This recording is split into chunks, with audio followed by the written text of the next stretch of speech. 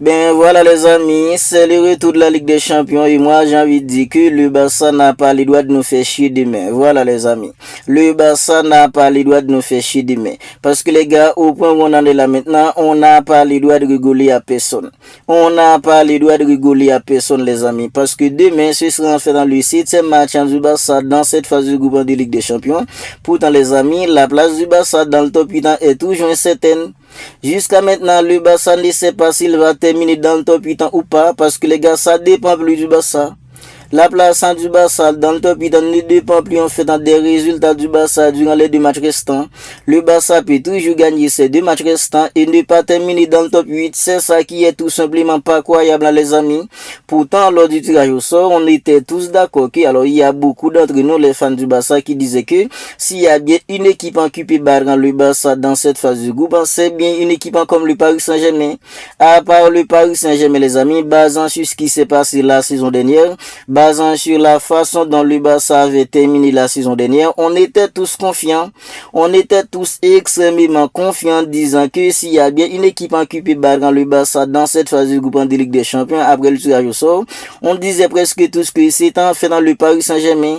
Parce qu'à part le Paris Saint-Germain, on voyait pas Chelsea tabasser une équipe comme le Barça. On voyait pas une équipe en fait comme Club Brugge en fait match nul avec le Barça. Bon, le match nul contre une équipe comme Club Brugge, pour moi les gars, c'était presque une défaite. Parce que le Barça était tout simplement pitoyable contre une équipe comme Chelsea. Le Barça était tout simplement dégueulasse, pitoyable. Le Barça faisait pitié contre une équipe comme Club Brugge. Match nul en 3 buts partout. Le Barça s'est fait tabasser contre une équipe comme Chelsea 25 novembre dernier. Mais maintenant les amis, le Barça n'a plus le droit à l'erreur. Même si en fait, le fait de terminer dans le top 8 ne dépend plus en fait du Barça, ben le Barça doit tout de même gagner ces 2 matchs restants et espérer que des équipes en fait comme le Real Madrid, des équipes comme l'Inter Milan, l'Atlético Madrid, des équipes en fait comme l'Atalanta, le Barça doit gagner non seulement ces 2 matchs restants et espérer que des équipes comme le Real Madrid et des équipes comme l'Inter Milan, ATN, des équipes comme Atalanta, ces 4 équipes doivent perdre des points et que le Barça doit gagner ces 2 matchs restants pour espérer de terminer dans le top 8.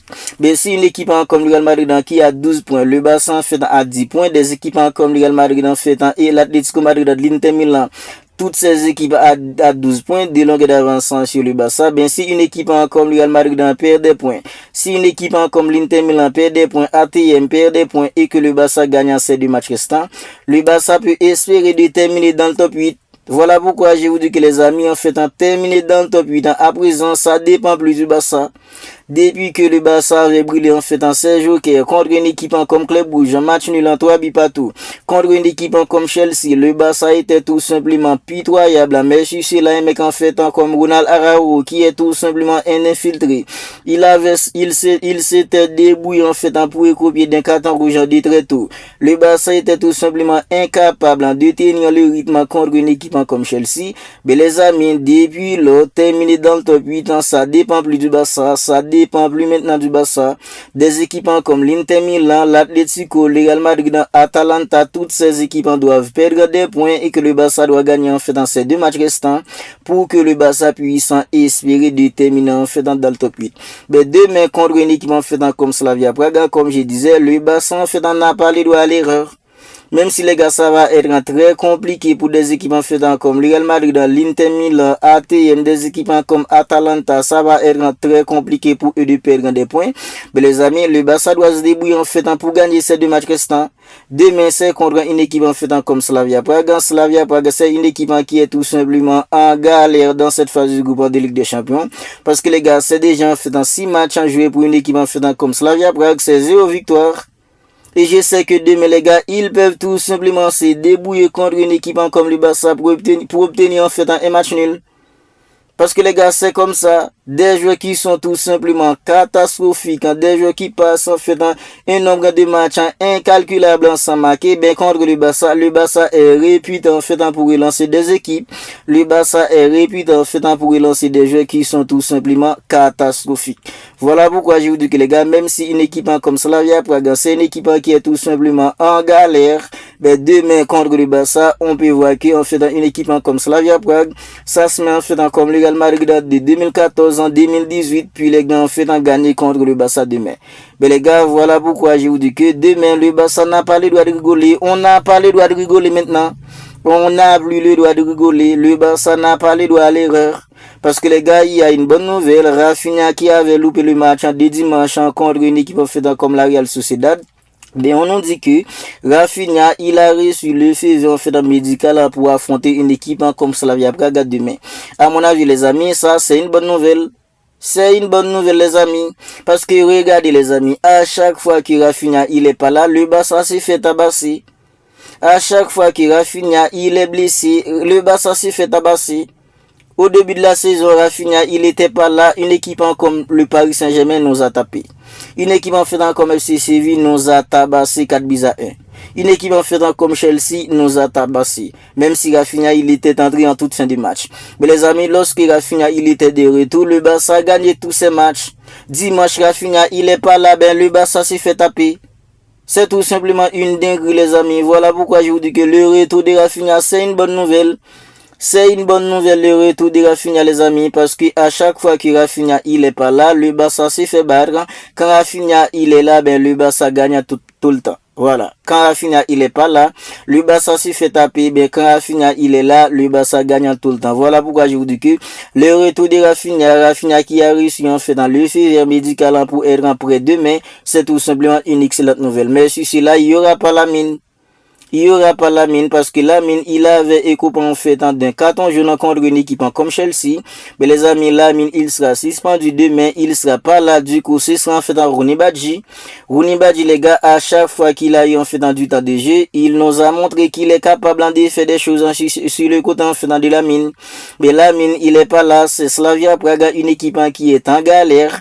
Je pense que les gars, demain, là, en fait, un mec comme Rooney Badji, en fait, ça peut suffire. Ça peut suffire, les amis. Parce que contre une équipe comme l'Athletic en Bilbao, l'autre l'en fait dans de la Supercopa, Rooney Badji, Lamine, il a été laissé sur les bancs, ben, Hansi Flick, quand il avait titularisé un mec comme Rooney, ben, Rooney, il nous a montré que les gars, en fait, il a quelque chose dans le ventre. Oui, Rooney, il nous a montré que les gars, en fait, il a quelque chose de spécial en lui. Voilà pourquoi Lamine, en fait, qui sera absent demain, ben, les gars, avec Rooney, en fait, je m'inquiète pas trop. Je m'inquiète pas trop pour l'absence de Lamine. Rafinha, il sera de retour, même si je pense pas qu'il y en a de comment siffler quand il va prendre le risque de titulariser un mec comme Rafinha. Mais Rooney, il va bel et bien présent, il va être bel et bien présent demain contre une équipe comme Slavia Praga sur le côté de mec comme Lamine. Lamine, il va reposer en fait pour affronter Real Oviedo dimanche. Voilà les amis. Maintenant, quel 11 en fait un entraîneur comme Hansi Flick devrait mettre en place demain pour affronter une équipe en fait comme Slavia Prague.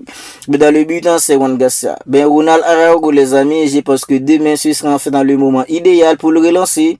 Oui les amis, parce que les gars, un mec en fait comme Koubassi, maintenant il est tout simplement pitoyable à Koubassi.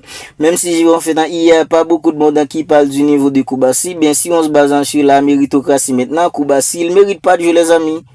Si on se base en fait sur le format du moment, sur la format du moment, pardon, Koubassi, il mérite pas de jouer parce que Koubassi, il fait trop d'erreurs maintenant, il commet trop d'erreurs.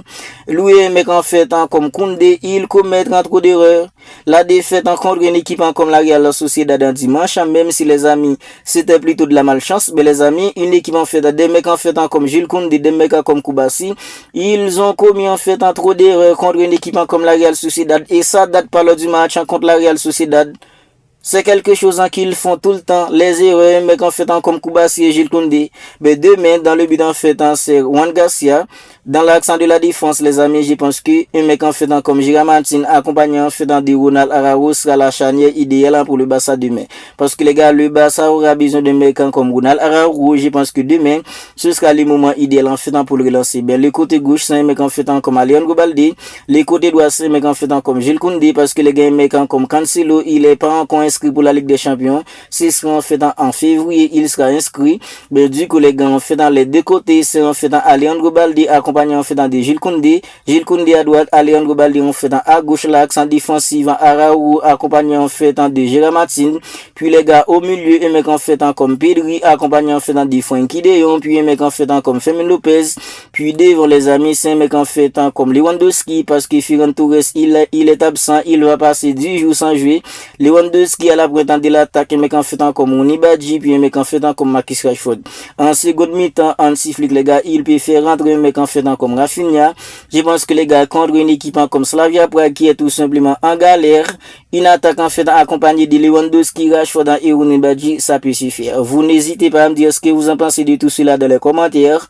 Si ce n'est pas encore fait, abonnez-vous à la chaîne et activez la petite cloche des notifications pour ne pas manquer en fait dans toutes les dernières vidéos. Ben les amis, on se capte bientôt pour une autre vidéo.